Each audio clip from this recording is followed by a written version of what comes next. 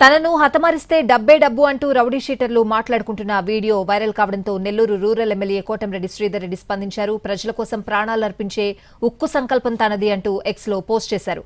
తన రాజకీయ జీవితం పూలపాన్పు కాదు, నిత్యం ముళ్ల మీద ప్రయాణమన్నారు ఎమ్మెల్యే కోటంరెడ్డి. ఎన్నో సమ్మెట దెబ్బలు ఓర్చుకున్న ఈ గుండె తాటాకు చప్పుళ్లకు బెదరదంటూ కౌంటర్ ఇచ్చారు. ప్రజాసేవలో వెనక్కు తగ్గేది లేదన్నారు ఎమ్మెల్యే కోటంరెడ్డి శ్రీధర్ రెడ్డి.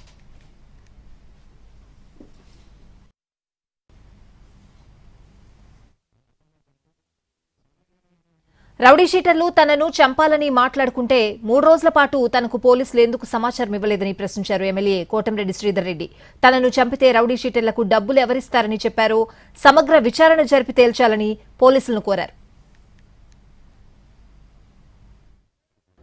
రౌడీ షీటర్లు నేర చరిత్ర కలిగిన వ్యక్తులు మాట్లాడిన వీడియోలో రూరల్ ఎమ్మెల్యేని చంపేస్తే డబ్బే డబ్బు అన్నారు కదా, ఆ డబ్బు వారికి ఎవరిస్తామని చెప్పారు.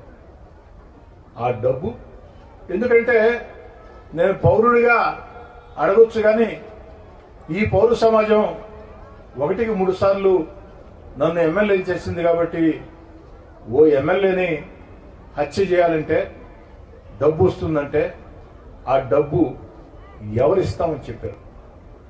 ఇది పోలీసు విచారణలో తేలాలి.